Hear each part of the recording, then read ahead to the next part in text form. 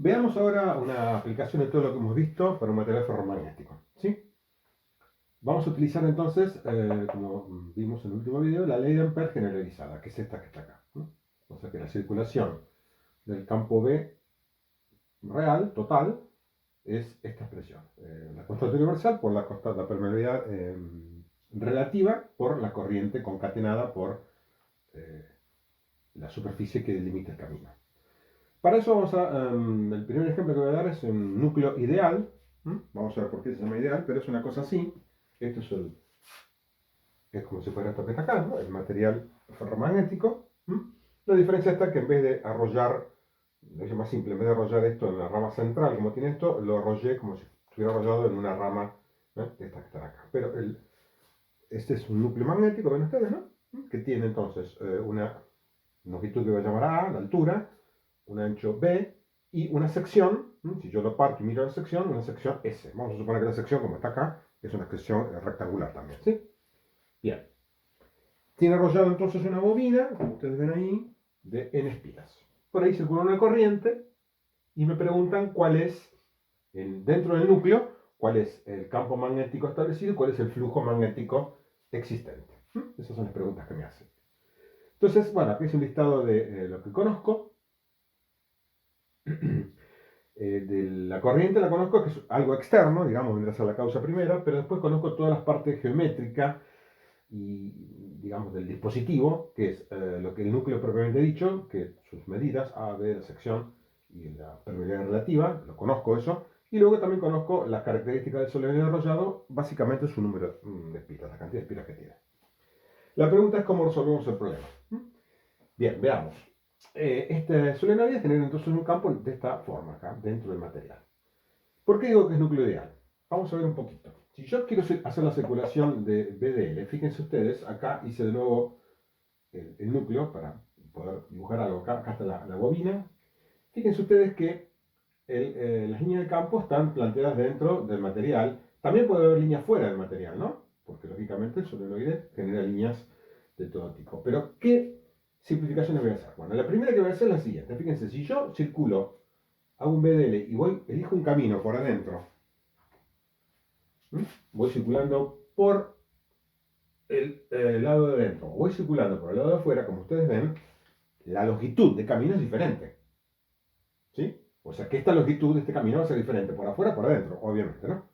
Cualquiera que corra una pista sabe que no es lo mismo que ir por la parte de adentro de la pista que por afuera, obviamente, ¿no? Entonces, como la longitud de camino es diferente, pero sin embargo las corrientes concatenadas son las mismas, o sea que eh, esta parte, digamos, de la expresión es la misma, y si la circulación es diferente, ¿qué implica esto? Que el campo por adentro y por afuera son diferentes, los campos magnéticos. Eso es una complicación. Entonces, no vamos a tomar esa complicación.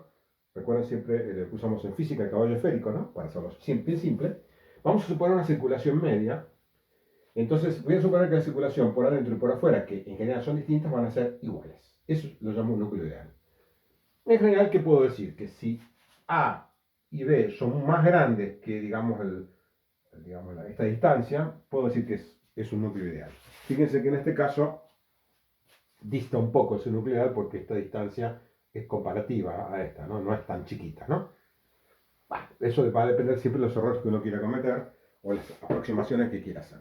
Nosotros, insisto, vamos a hablar de un núcleo ideal, entonces digo que la circulación por adentro y por afuera es la misma, tomo una circulación media. Por eso acá cuando tomé las dimensiones A y B, justamente no tomé las dimensiones exactas entre este punto y este punto, por afuera o por adentro, sino que es como tomar unas distancias medias, ¿no?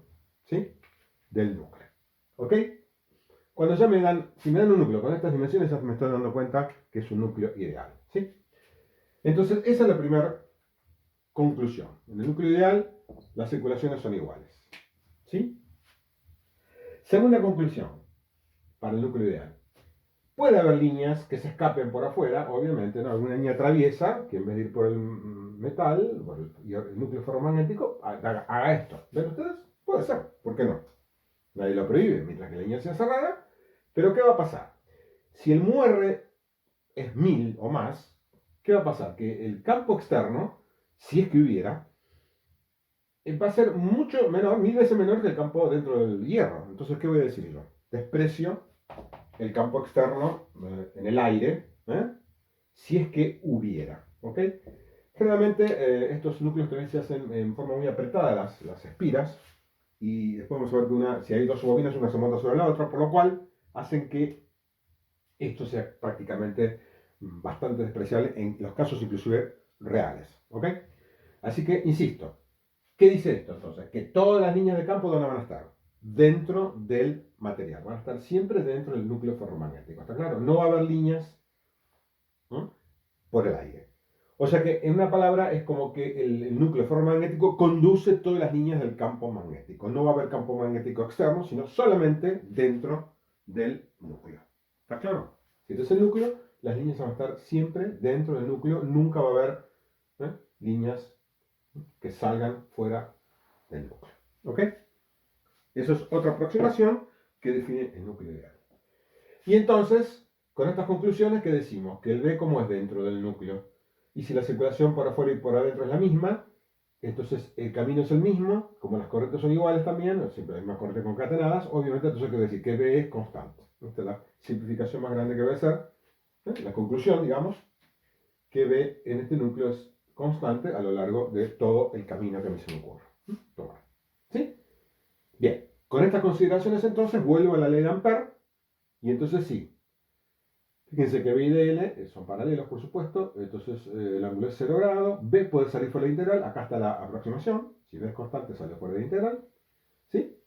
Y tengo B por la integral de DL igual a mu 0 mu R por las corrientes concatenadas por el camino. ¿Cuáles son las corrientes concatenadas por el camino? Bueno, si ustedes se imaginan que el camino es esto, estoy haciendo un poco más grande para que lo vean. ¿Cuántas corrientes concatena? Bueno, acá una corriente que entra, ¿ven? Una corriente, dos corrientes, tres corrientes, n corrientes. N corrientes están entrando en el área cuyo límite es el camino. Supongamos que el camino coincide con la línea de campo, que es la línea roja. Un área, entonces, delimitada por ese camino, ¿cuántas corrientes concatena? Una ahí ven que entra, dos, tres, n veces. Entonces por eso puse n por i. Esas son las corrientes concatenadas. ¿Ok? De donde entonces fácilmente B lo despejo, me queda mu 0 mu R n por i, dividido la integral de D. La integral de D es el perímetro simplemente medio del núcleo. O sea, 2A más B. ¿Ok? Entonces de esta manera calculamos en forma bastante simple, utilizando la ley de Ampère y todas estas consideraciones, el campo magnético en el núcleo, que dijimos que es constante. ¿Cuánto valdrá el flujo en una superficie cualquiera, como esta, por ejemplo? Justo en la superficie, digamos, en la sección del núcleo. Bueno, sabemos que en una sección abierta, superficie abierta, el flujo es la integral abierta de B de A, donde es la integral en esa sección. Como B es constante, sale fuera, me queda simplemente B por S. Caso simple. Por otra parte también, el campo, como es normal, es normal al área, como ustedes ven acá, ¿sí? Entonces, la cuenta es muy simple. B por S. ¿De dónde entonces el flujo? Bueno, es el campo por S, y lo acomodo, vamos a ver ahora después por qué. Defino que el flujo magnético entonces es n por i, paso esto dividiendo, vamos a ver por qué, pero es lo mismo, hasta ahora es lo mismo. 2a más b dividido mu 0 mu r n por i. Perdón, mu 0 mu r s, n por i lo dejo arriba, disculpen, n por i queda arriba, entonces 2o más b dividido mu 0 mu r s. ¿Ok? Esta es la expresión final entonces del flujo en este núcleo ideal. ¿Ok?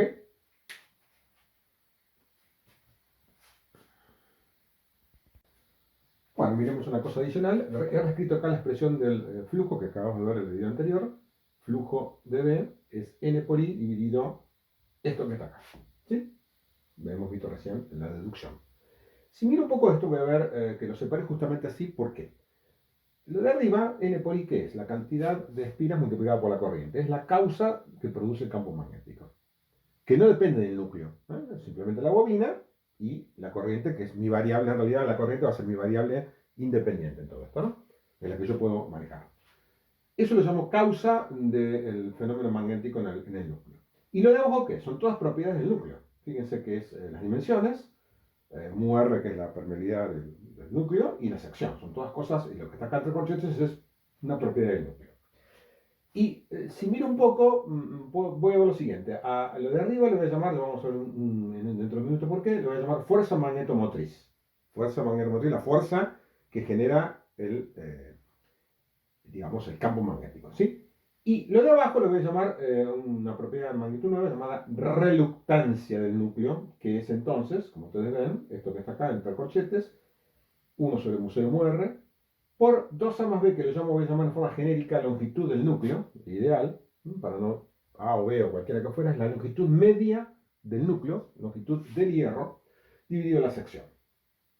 Y entonces voy a ver simplemente que el flujo magnético lo puedo escribir como la fuerza magnetomotriz dividido en la reluctancia. ¿Por qué hago esto? Bueno, porque puedo hacer una analogía con la ley de Ohm. Fíjense ustedes, este es el núcleo ideal y acá tengo la analogía. Digo entonces que este circuito es como si fuera un circuito con una batería y una resistencia. En vez de la batería va la fuerza magnetomotriz. En la ley de Ohm, ¿qué iría? La fuerza electromotriz. En la ley, esta nueva, que es, por analogía se llama ley de Hopkinson, ¿m? Ohm para electricidad, Hopkinson para materiales. Entonces, lo que vendría a ser la fuerza electromotriz en la ley de Ohm, aquí se llama fuerza magnetomotriz, por eso le di ese nombre. Y lo que vendría a ser la resistencia en la ley de Ohm es la reluctancia,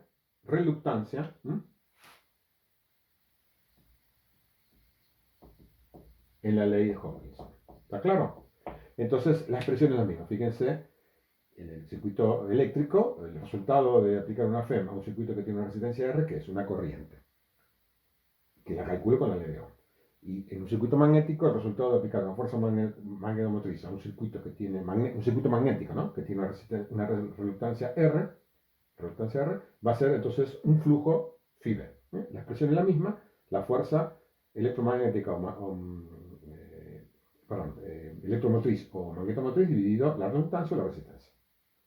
Más aún, si comparamos lo que es la resistencia de corriente continua, ya lo sabemos, con la reluctancia, nos acordamos que la resistencia que es igual. Bueno, un factor que es la resistividad específica del alambre o del material, del conductor, por la longitud dividida la sección. Obviamente, cuanto mayor longitud, mayor resistencia. Cuanto mayor sección, menor resistencia. Ya lo vimos esto.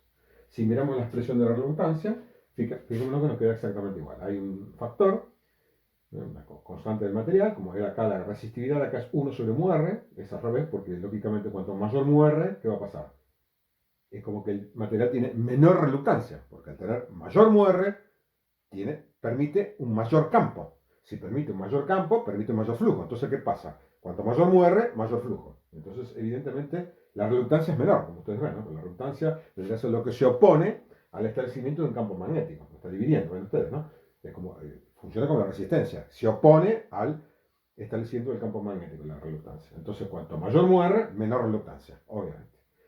Y también es proporcional a la longitud del núcleo, igual que acá, y también es inversamente proporcional a la sección, igual que acá. Puede ser una analogía bastante interesante. ¿Ok?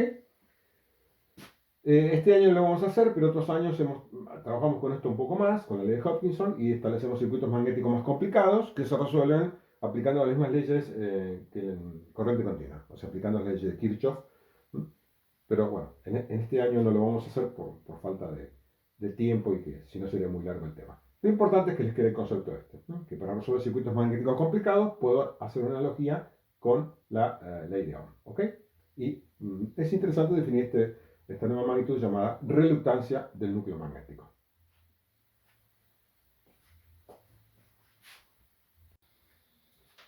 Bueno, para terminar con las aplicaciones vamos a ver otro ejemplo que se llama, es un toroide esto, o toro, también como se llama. Es un anillo, ¿sí? Es muy usado este tipo de dispositivos, se usan mucho en la electricidad. Lamentablemente, en mi casa no tengo ninguno. Si alguna vez nos vamos al laboratorio de nuevo, le voy a mostrar alguno que tengo en el laboratorio, ¿sí? En la universidad. Así que bueno, son bastante comunes, no es una cosa extraña, es digamos, un núcleo en forma cilíndrica, tiene una sección, ¿sí? Como si fuera el toroide, como si fuera una manguera, en forma de anillo, ¿sí? Bueno, tiene arrollado, por supuesto, una bobina con su cantidad de espiras. ¿Por qué es ideal? Bueno, supongo que ya sabemos, si no fuera ideal y el radio interno y el externo fueran muy distintos, tendría una circulación por adentro y por afuera que van a ser también distintas, como en el caso del núcleo rectangular, ¿no? Pero acá, si es ideal, supongo que los radios son casi iguales y tengo un radio medio, digamos, ¿no? Que va a ser el radio que voy a utilizar, el radio medio, ¿sí? Del toro. Entonces, aplicando la ley de Ampère generalizada, bueno, B sale fuera, las mismas consideraciones que hicimos antes. La circulación, en el caso de este, el camino simplemente es 2pi por el radio, la circulación, y esto es igual a un 0 muy n por i. Haciendo las expresiones me va a quedar entonces al final que el flujo de B es la fuerza magnetomotriz dividido la reluctancia del toro, que es simplemente, como ustedes ven, la longitud del hierro, en este caso es 2πr, dividido en un 0 mu rs. Muy parecido, casi igual al, eh, al núcleo rectangular. Este es el toro ideal. Si el toro no fue ideal, bueno, hay que resolverlo integrando. Se los dejo a ustedes para que lo hagan, o los ayudantes. Por ejemplo, el problema, tengo una práctica vieja yo, pero bueno, es un problema donde RI y R no son despreciables. La diferencia, hay una diferencia grande, perdón. No es despreciable la diferencia, sino que hay una diferencia grande. Entonces, ¿qué va a pasar? Que va a haber que integrar. El campo acá y acá van a ser distintos. Va a haber que plantear un campo en función de R, como ustedes se imaginan, ¿sí? Y bueno, hay que integrar, ¿no? Para resolver el problema. Va a quedar una cosa parecida, pero la reluctancia va a ser más complicada. Eso lo dejo entonces para la práctica, para que hagan algo ustedes. ¿Ok? Bien, con esto terminamos entonces la serie de clases número 11. Hemos analizado un poco todas las propiedades. Sobre todo nos hemos dedicado a la última parte a lo que es más interesante, que es el ferromagnetismo.